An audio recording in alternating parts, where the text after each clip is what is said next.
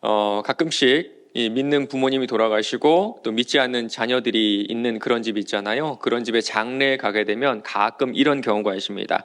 발인을 마치면 화장터로 가게 되잖아요. 그 화구에 들어가기 전에 잠시 한 1분 안 될 거예요. 아주 짧은 시간이 있는데 그때 이런 행동을 하는 그 자녀들이 계세요. 주섬주섬 지갑을 열어서 돈을 꺼내서 그 관에다가 이렇게 올려놓거나 관 사이에 이렇게 찔러 넣는 그런 분들이 계시거든요. 처음에는 저 돈으로 왜 하시나 뭐 하시나 싶었는데 아마 여러분도 그 돈이 무슨 돈인지 아실 겁니다. 여러분 아시죠? 무슨 돈일까요? 맞아요. 저승 갈 때 노자 돈이라고, 여비하라고 거기다가 이렇게 넣는데 보통 10,000원짜리 넣는 분은 많이 안 계시고요. 그래도 돈 중에 가장 큰 돈 50,000원짜리 한 장, 두 장 이렇게 찔러 넣으시더라고요. 물론 그 마음은 다 이해합니다. 그런데 볼 때마다 두 가지 마음이 들어요. 두 가지 마음. 첫 번째는 아깝다. 참 아깝다. 참 아깝다. 그 마음은 다 이해를 합니다. 그런데 그 돈이 여기서나 돈이지 혹여나 저승에 가져갈 수 있다고 하더라도, 저승은 없지만 저승이 있다고 쳐도 가져갈 수 있다 하더라도 그 돈으로 물을 사 먹을 수 있을까요? 그 돈을 쓸 수가 있을까요? 화구에 들어가는 순간에 돈이 다 타버리고 맙니다. 두 번째는요, 조금 원망하는 마음이 들 때가 있어요. 살아계실 때나 잘하지. 살아계실 때나 잘하지. 개중에는요, 저희가 이제 성도님들 사정을 다 알잖아요. 부모님 살아계실 때 와보지도 않는 분들도 있어요. 돌아보지도 않는 분들도 있어요. 1년에 한 번 와볼까 말까 한 분들이 부모님 돌아가시니까 얼마나 후회가 되겠어요. 후회하는 마음에 우리 어머니가 가실 때 노잣돈 하라고 5만 원, 10만 원 찔러 넣을 때 그거 보면요, 참 저게 참 웬 쓸데없는 짓인가. 살아계실 때나 잘하지. 살아계실 때나 저 돈 드리지. 맛있는 음식 좀 사드리고 여행도 좀 같이 가지라는 그런 마음이 들 때가 있거든요. 그 마음은 다 이해합니다. 이해해요. 그런데 우리가 다 아는 사실이 하나가 있는데 그게 뭘까요? 100만 원을 드리더라도 1000만 원을 관이에 올려놓더라도 그 돈을 가져갈 수 있다 없다? 없습니다. 없어요. 세계 최고의 부자도 빈손으로 죽고 세계 최고의 거지도 빈손으로 죽습니다. 우리가 이것을 공술의 공수거라 그러죠. 공술의 공수거. 제가 정말 좋아하는 가수가 얼마 전에 돌아가셨습니다. 제가 진짜 좋아하는 가수가 고 송대관 씨거든요. 네, 왜 웃으세요? 제가 어릴 때부터 얼마나 좋아했든지 쨍하고 했던 날, 네 박자, 이게 저의 정말 18번 노래였거든요. 저는 요즘 노래 별로 안 좋아해요. 그 라이벌이었던 가수가 태진아 씨죠. 그 태진아 씨가 그 공술의 공수거라는 노래를 발표한 적이 있는데 여러분 혹시 아세요? 그럼 고개를 끄덕이는 분도 계시는데요. 가사가요, 유행가인데 기가 막힙니다. 제가 오늘 부르려고 준비를 좀 했는데 좀 할까요? 하면 근데 강단에서 유행가를 부르면 좀 그런 것 같아가지고 제가 가사만 한번 읊어드릴게요. 가사 한번 제가 적어왔어요. 살다 보면 알게 되지. 올 때도 빈손으로 왔다가 갈 때도 빈손으로 가는 거지. 봄이면 벚꽃들이 바람에 한 입 두 입 떨어지듯이 사랑도 부질없다. 돈과 명예 부질없다. 누구나 가는 인생 놓고 가면 편안한 걸 공수래 공수거. 여러분 정말 그렇죠. 사랑도 돈도 죽음 앞에서는 다 부질없어요. 죽을 만큼 사랑해서 결혼한 사람도 언젠가는 죽이고 싶은 만큼 미워하는 사람으로 변하기도 하죠. 죽을 만큼 내가 이 일을 사랑해도 좀 시간이 지나잖아요. 그러면 죽지 못해 하는 일이 되기도 합니다. 그런데 그 누군가는 인생이 공술의 공수거가 아니라 그래요. 그것도 교회에서요. 디모데전서는 에베소 교회를 목회하는 젊은 목회자인 디모데에게 그 아버지 같은 바울이 쓴 어떤 목회 지침서 편지죠. 그 교회에 거짓 교사들이 들어와서 다른 교훈, 거짓된 교훈을 가르쳤는데 그 잘못된 가르침 중에 하나가 바로 오늘 말씀입니다. 3절 볼게요. 누구든지 다른 교훈을 하며 바른 말, 곧 우리 주 예수 그리스도의 말씀과 경건에 관한 교훈을 따르지 아니하면, 그 다른 교훈은, 그러니까 잘못된 교훈은 예수님의 말씀을 따르지 않는다, 그런 뜻이겠죠. 그럼 어떻게 되는 줄 아세요? 그는 교만하여 아무것도 알지 못하고 변론과 언쟁을 좋아하는 자니 이로써 투기와 분쟁과 비방과 악한 생각이 나면, 내가 맞다, 아니야 내가 맞다, 이렇게 서로 싸우게 된다는 겁니다. 복음을 떠나면 이렇게 돼요. 복음을 떠나면 세상은 말할 것도 없고 교회도 그렇고 우리 가정에서도 이런 일이 비일비재하죠.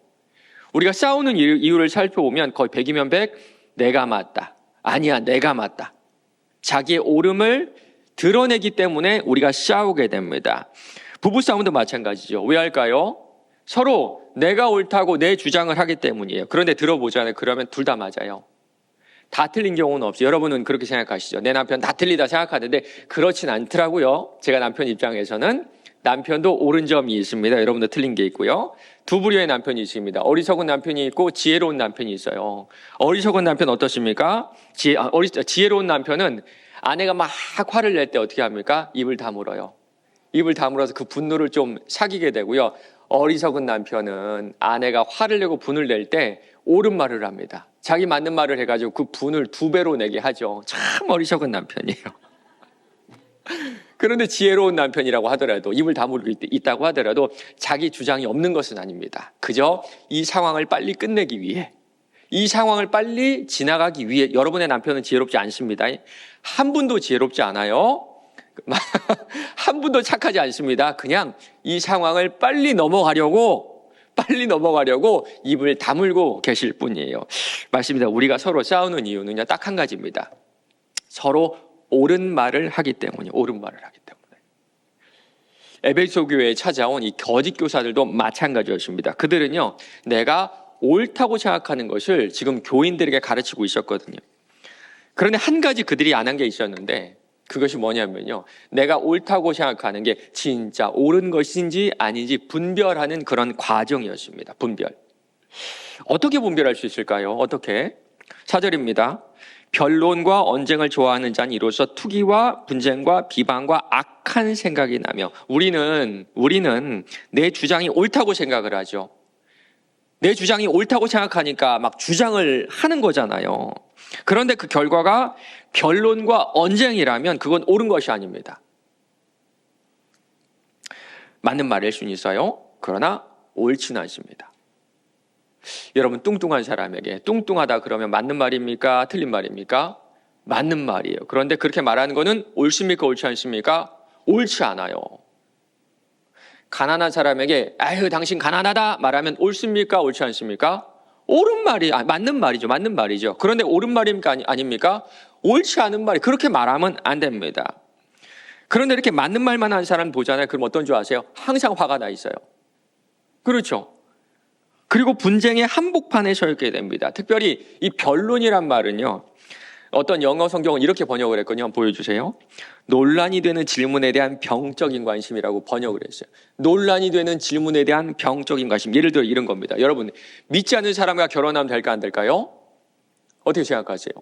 아마 이 자리에도 믿지 않는 분들과 결혼한 우리 성도님들이 계실 겁니다. 그렇죠? 믿지 않는 분들과 결혼하면 됩니까 안 됩니까?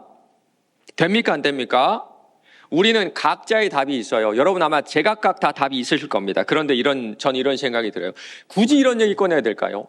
굳이 이런 얘기 꺼내야 돼요? 우리가 제각각 다 다른 사람이 모였는데 굳이 이런 얘기 꺼내야 될까요? 여기 이 자리에 믿지 않는 분들과 결혼하신 분들이 계시잖아요. 그분들한테 이런 얘기 꺼내면 그분들 뭐가 되는 거예요? 너 잘못했다! 지금 정죄하는 거잖아요. 그렇죠? 저는 기본적으로 우리 청년 아이들 가르치거나 그럴 때 불신자와 결혼하지 않는 것이 좋다. 이것이 성경적이다라고 가르치긴 하거든요. 왜냐하면 목사는 정답을 가르치는 자리에 있기 때문입니다. 그런데 돌아보면 우리 인생이 정답대로 흘러갈 때가 얼마나 많이 있을까요? 그렇죠? 사실 저희 큰 매형도 불신자였습니다. 불신자. 천주교 신앙을 가지고 있었지만 지금 돌아보면 그냥 성당 몇 번 나갔지 신앙은 전혀 없는 분이었는데 지금은 매일마다 집에서 가정 예배를 인도하는 신실한 신앙인이 되었어요. 신실한 신앙인. 아산에 살고 있는 저의 제자도 제가 가르친 제자들 중에 가장 신실한 지금 집사님으로 섬기고 있거든요. 그런데 그 아이는 예수를 왜 믿었냐면, 교회를 왜 나왔냐면 그 아이도 결혼하려고. 만나는 자매가 교회 다니고 이 아이는 완전히 불신자였거든요. 남편은.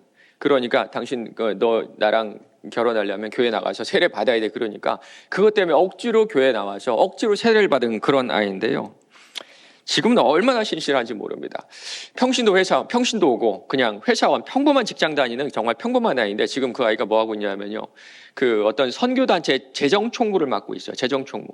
그래서 매년마다 이 선교를 보내는 그 일을 하고 있는데, 올해도 선교 계획을 다 세우고 비행기표를 끊어야 되는데, 이 선교 단위들이 주머니 사정이 안 좋다 보니까 비행기표를 못 끊은 거예요. 그러니까 이 아이가 어떻게 했냐면요, 마이너스 통장을 열어가지고 자기 돈으로 비행기표를 다 끊어줬어요. 비행기표를. 근데 제가 야, 얼마 썼냐 그러니까요, 500만 원 썼대. 500만 원. 평범한 회사원이. 돈이 없으니까 마이너스 통장으로. 그것도 얘가 애가 둘입니다. 애가 둘. 그 제가 얼마 전에 2주 전인가 만났어요. 너 어쩌려 그랬냐?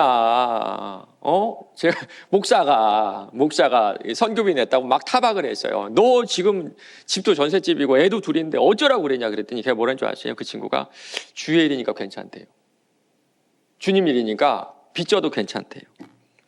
결혼 전에는 예수를 전혀 모르는 아이가 지금은 이렇게 살아갑니다. 맞습니다. 성경은 진리의 문제에 대해서는 명확해요. 명확해. 성경은 하나님 말씀입니다. 그렇죠, 여러분? 예수님 우리의 구원자입니다. 이거는 타협을 할 수가 없어요. 그러나 우리의 삶의 문제를 OX로 가르치지는 않습니다. 우리는 항상 정답만을 선택할 수는 없고요. 하나님도 우리가 정답만을 선택할 것이다 라고 기대도 하지 않으시거든요. 그런데 굳이 이 논란이 되는 이 질문에 대한 병적인 관심을 가지고 누군가를 정죄하고 내 생각을 주장하는 그런 사람들이 있어요. 여러분 정말 그렇죠? 괜히 이런 얘기 꺼내가지고. 그런 사람들 주변에 어떤 일을 벌어진 줄 아세요? 다툼이 일어나니라. 다툼이.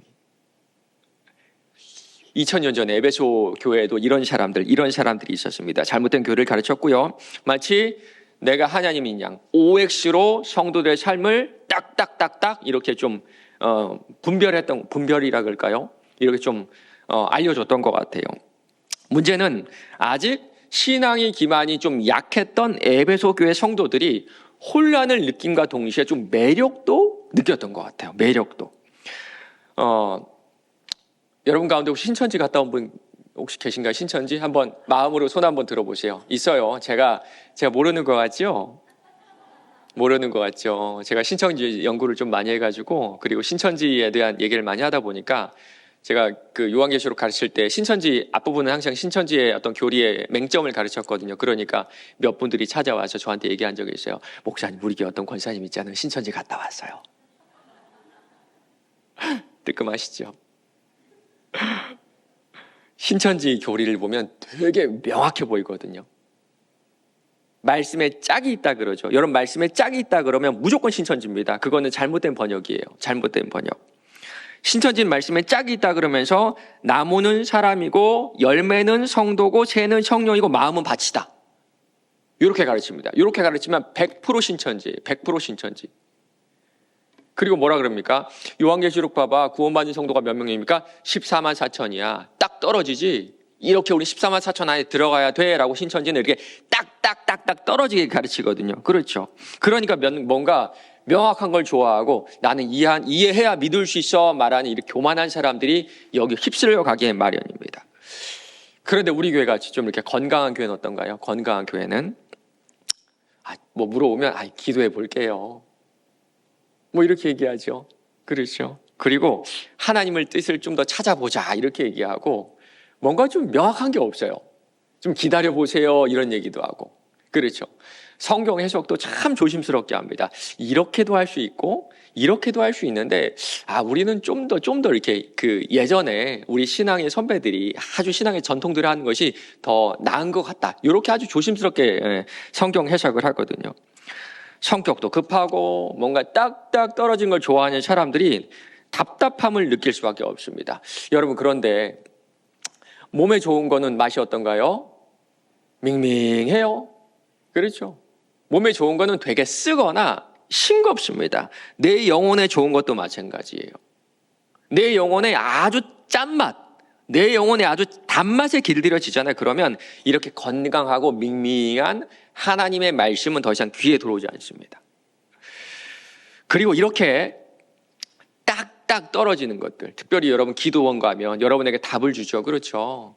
이렇게 하세요, 저렇게 하세요. 막 딱딱 떨어진 사람들, 그 사람들의 특징 중에 하나가 뭔지 아세요? 이단의 공통점이 하나가 있습니다. 그게 뭘까요?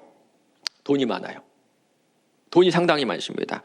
우리나라에서 이단을 연구하는 대표적인 평론지가 현대종교라는 어떤 잡지인데요. 작년 10월에 현대종교에서 나온 기사입니다. 한번 보여주세요.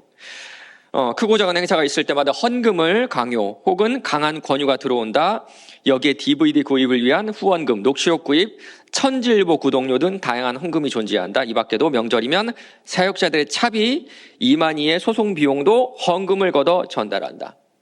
신천지 기사인데요. 신천지에 들어가면 다 돈입니다. 돈. 일단 들어가면 돈이에요. 전도도 돈입니다. 그래가지고 전도를 못하면 여러분 얼마 내야 되는 줄 아세요? 대신에? 너 전도 못했으니까 돈이라도 내서 한 명당 100만 원씩 내야 돼요. 100만 원. 네, 그래서 보면 여러분 통일교, 그렇죠. JMS, 또 얼마 전에 죽은 이재록 씨 만민중앙교회 이런 데 보면요. 어마어마한 부자입니다. 그것도 그냥 부자가 아니라 어마어마한 현금 부자, 현금 부자.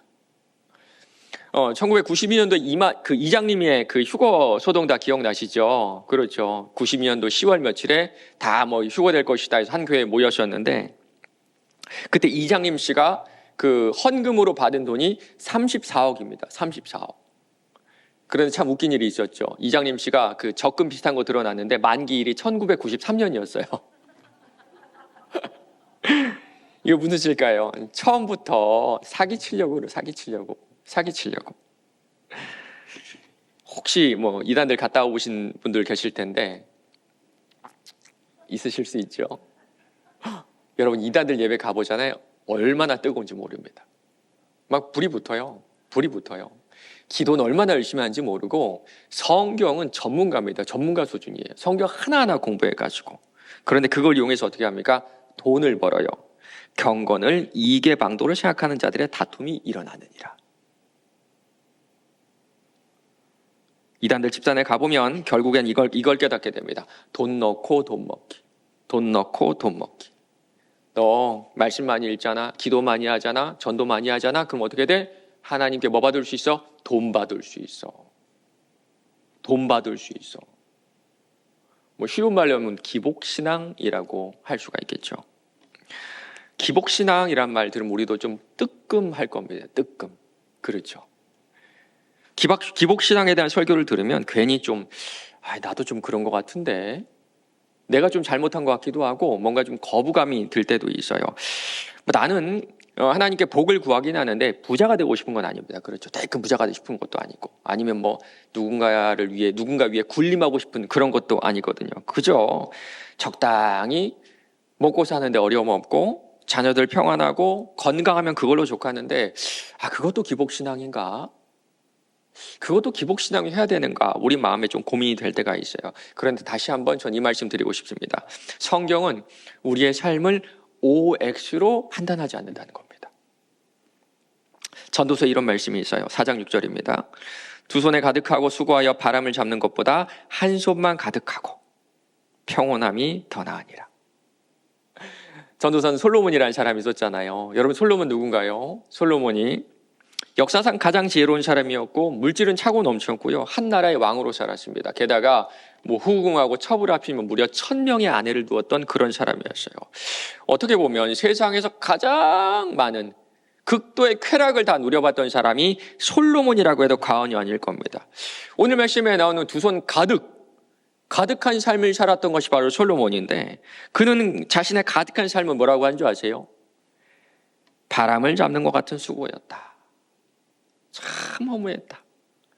내 인생 돌아보니까 참 허무했다. 목사님, 저는 큰 걸 바라지 않아요.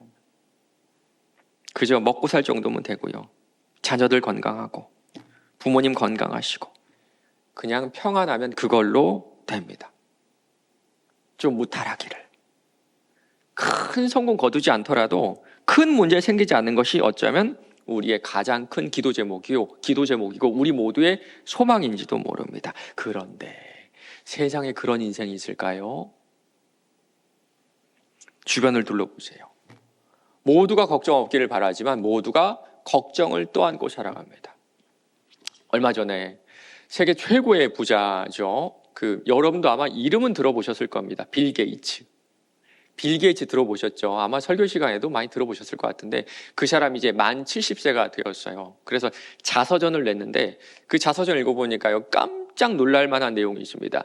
인생의 가장 큰 실패를 했을 때, 실패를. 이 사람이 무슨 실패를 했지?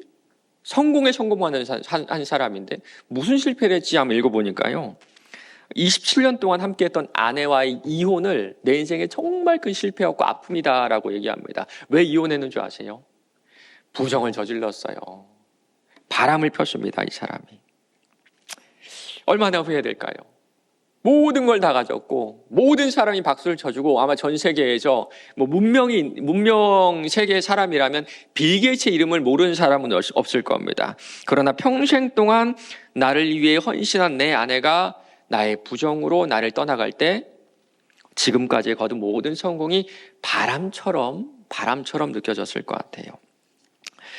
맞습니다. 우리는 무탈하기를 바라고 평안하기를 바라고 그리고 그저 건강하길 바라지만 우리가 소망하는 그 모습은 마치 바람을 잡는 것 같아요.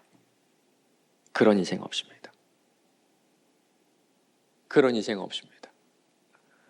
소박한 소망처럼 보이지만 실제로는 두 손에 무언가를 가득 쥐고도 스치는 바람도 잡으려는 욕심이라는 겁니다. 예수님도 우리에게 비슷한 말씀하세요. 그러므로 염려하여 이르기를 무엇을 먹을까, 무엇을 마실까, 무엇을 입을까 하지 마라. 우리가 염려하며 기도하는 대부분의 내용이죠. 무엇을 먹을까, 어디에서 살까, 무엇을 마실까. 이것을 위해서 아무리 기도, 여기 우리 90 넘은 권사님들 계실 텐데 아무리 기도해도 두 손 가득 채워지지 않고 내가 한 그 모든 노력이 허사로 끝날 때가 얼마나 많은지 우리는 이미 다 알고 있습니다. 그리고 설령 그것을 다 가질지라도 우리는 그 중에 단 하나도 하나님 앞에 가져가지 못합니다. 우리가 세상에 아무것도 가지고 온 것이 없음에 또한 아무것도 가지고 가지 못하리니 공술의 공수거. 아무리 많이 가져도 빈손으로 주님 앞에 갑니다. 그래서 가끔은 우리가 주님 앞에 드리는 간절한 기도가 더 서글프게 느껴질 때도 있어요. 그렇다면 우리의 신앙생활의 방향은 어디로 가야 될까요? 6절 볼까요? 그러나 자족하는 마음이 있으면 경건은 큰 이익이 되느니라. 우리의 생각과 좀 다르네요. 우리는 경건하면, 그러니까 신앙생활을 잘하면 하나님께서 복을 주셔서 만족할 것이다, 만족이 따라올 것이다, 이것이 우리가 아는 일반적인 신앙생활입니다. 그런데 바울은 정반대 이야기를 합니다. 자족하면 그제서야 우리가 행하는 말씀과 기도, 예배, 이 경건 생활이 큰 이익이 된대요. 여러분 혹시 배고파 보셨나요? 아마 우리 어르신들 예전에 배고파 보셨을 겁니다. 그리고 금식도 아마 해보셨을 거예요. 하루 굶잖아요. 이틀 굶잖아요. 배고픈 것이 도를 넘어서면 이제는 먹을 거 외에는 아무것도 생각이 나지 않습니다. 화장실도 그렇죠. 여러분 화장실 정말 급할 때 머리가 막 삐죽삐죽 서죠. 그때는 머릿속에 단 하나밖에 없잖아요. 화장실을 가야 되겠다. 도대체 이놈의 화장실 어디 있는가? 그러다 화장실에 가서 큰일을 보고 나면 그때 정신이 들고 그때부터 주변이 보이기 시작합니다. 맞습니다. 만족함이 없으면 경건은 어려워요. 왜 그럴까요? 하나님 앞에서 정결하고 더러움 없는 경건은 곧 고아와 과부를 그 환난 중에 돌보고 또 자기를 지켜 새 속에 물들지 아니하는 그것이라. 내 삶에 만족이 없으면 주변이 보이지가 않거든요. 내 삶에 만족이 없으면 말씀과 기도, 경건 생활을 이게 방도로 여기게만 됩니다. 그래서 하나님은 계속해서 우리 인생의 현실을 말씀해 주고 계시는 거예요. 우리가 세상에 아무것도 가지고 온 것이 없음에 또한 아무것도 가지고 가지 못하리니 공술의 공수가 인생이야. 공술의 공수가 인생이야. 지금 너희가 두 손에 꼭 쥐었다고 생각하는 것들, 두 손에 꼭 쥐고 싶어하는 것들 다 바람이야. 다 잡았다고 생각하지만 금세 새어나가는 바람일 뿐이야. 그러면서 이걸로 만족하라고 하세요. 우리가 먹을 것과 입을 것이 있은즉 족한 줄로 알 것이니라. 여러분 어제 저녁 식사 하셨나요? 하셨죠? 오늘 아침 식사하고 오셨나요? 그리고 오늘 날씨가 눈도 오고 추운데 제가 보니까 다 외투 하나씩은 패딩이나 잠바나 뭐 이런 것들은 다 있으신 것 같아요. 식사하셨고 옷이 있으시다면 주님은 그걸로 됐다. 더 구하지 않았으면 좋겠다. 나의 자녀들아, 어제 밥 먹었니? 입을 옷이 있니? 그러면 더 구하지 않았으면 좋겠다. 제발. 그리고 그걸로 만족했으면 좋겠다. 맞아요. 우리 주님은 지금 가지고 있는 것으로 만족하기를 원하고 계세요. 그럼 어떤 일이 일어나는 줄 아세요? 그러즉 너희는 먼저 그의 나라와 그의 의를 구하라. 그리하면 이 모든 것을 너희에게 더하시리라. 만족하고 나면 그제야 주변이 보이기 시작합니다. 여기서 나오는 의는 구원이라고 이해하시면 좋거든요. 구원은 하나님과의 관계라고 이해하시면 훨씬 더 편합니다. 그렇다면 이 말씀은 하나님과의 깊은 관계를 구해라 라고 이해해도 괜찮습니다. 우리가 하나님과 깊은 관계를 구하면 이게 어떤 일이 일어나는 줄 아세요? 오늘 보니까 한 60명에서 70명 정도 오셨거든요. 그런데 여기 한 분 한 분이 저를 보는 깊이는 다 다르실 겁니다. 저를 보는 깊이가. 아마도 이 자리에 저랑 이제 제가 광천교회 온 지 8년 됐거든요. 8년 동안 저를 아신 우리 3교구 지역장 여러분들은, 지역장 분들은, 권사님들은 이 보통의 성도인들이 보는 것과 저를 좀 다르게 보실 거예요. 훨씬 더 깊이 있게 보실 겁니다. 하물며 제 아내는 어떨 제 아내? 제가 제 아내를 만난 게 2003년이거든요.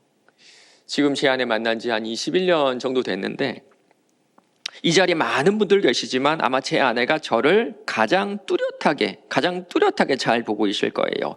맞습니다. 자족하면 경건이 큰 이익이 되는 이유가 바로 여기에 있어요. 나이가 들면 육신의 눈이 흐려지죠.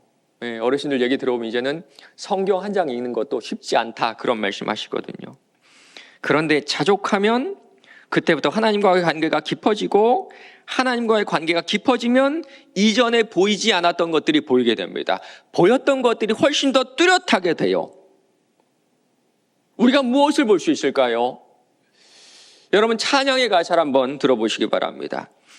이 육신쇠의 눈을 감을 때 십자가 밝히 보여주셔서 사랑하는 여러분, 이것이 우리의 소망 아닌가요?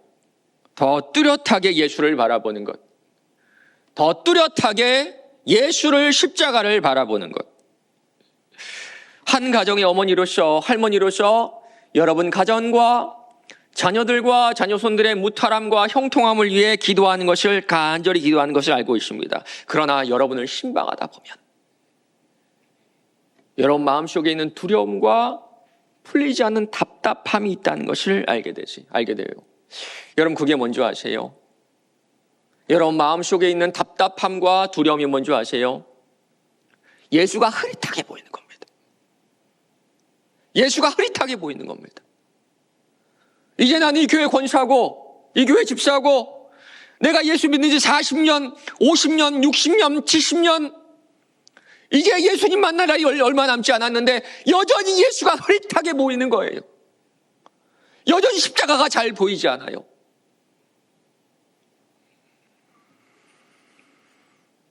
경건 생활을 지속하고 있습니다. 말씀 읽고 기도하고 예배 드리는 것도 쉬지 않고 있습니다. 그런데 왜 우리의 경건 생활이 우리의 영혼에 이익이 되지 않고 있을까요? 왜 나는 영적으로 성장하지 못하고 항상 불안하고 걱정하고 미워하고 비방하고 악한 생각을 품을까요?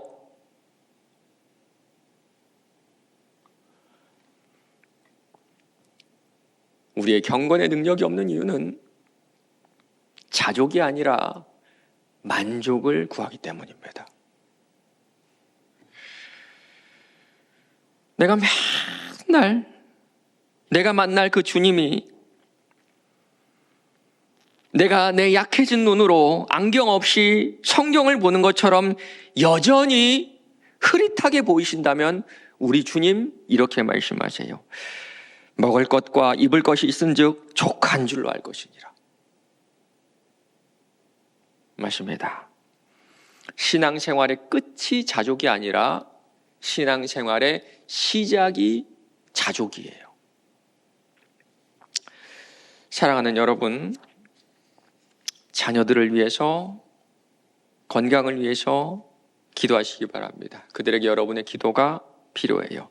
그러나 자녀들 위해 기도할 때 주님, 우리 자녀들이 먹을 것과 입을 것이 있으면 만족하게 해주세요 라고 기도하세요. 자족하는 은혜를 넘어야 예수를 뚜렷하게 볼 수 있기 때문입니다. 예수를 뚜렷하게 볼 수 있는 인생이 복된 인생이고 부모가 자녀에게 물려줄 수 있는 가장 큰 축복인 줄로 믿습니다. 오늘 이 예배 참석하신 우리 집사님, 권사님들,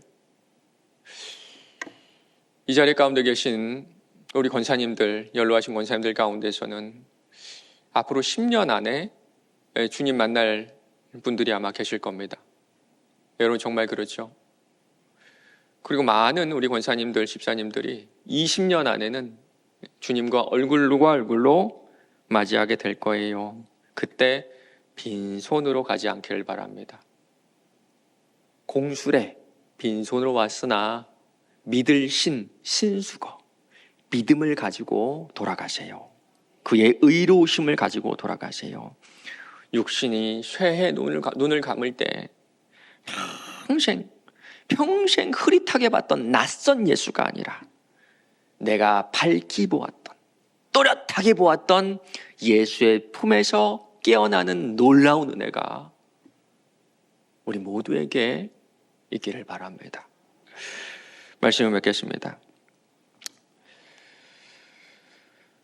솔로몬은요, 두 손 가득보다 한 손만 가득하고 한 손은 비워두는 것이 더 낫다고 그렇게 얘기를 해요. 근데 전 이런 생각이 들던데요. 이 한 손 가득이 내 한 손 가득이 아니라 우리 주님의 한 손 가득이면 얼마나 좋을까? 얼마나 좋을까? 복음은 하나님의 무한한 자원을 내 것으로 만드는 겁니다. 이게 복음이에요. 하나님의 무한한 자원을 내 것으로 만드는 게 복음이거든요. 사랑하는 여러분, 이제 한 손에 쥔 것도 내려놓으세요. 한 손에 쥐고 있는 것도 내려놓으세요. 건강의 문제 이제 마음대로 안 되죠. 병원 가도 낫지 않습니다. 치료받아도 괜찮아지지 않고요. 약을 먹어도 그게 그걸 겁니다. 자녀의 문제 어떤가요? 자녀의 문제, 지금까지 자녀들 키우느라고 두 손 가득 수고하였지만 이제는 더 이상 손 쓸 수 없다라는 것을 아마 여러분 다 인정하실 겁니다. 그렇다면 이제 두 손을 비워보세요. 두 손을 다 비워보세요. 우리가 두 손을 다 비웠을 때 당신의 한 손 가득에 있는 무한한 자원을 우리 인생에게 베풀어 주시는 분이 바로 우리의 아버지 하나님이세요. 오늘 하루도 자족의 은혜를 구하며 십자가를 더 뚜렷하게 보는 은혜가 저와 여러분에게 있기를 바랍니다.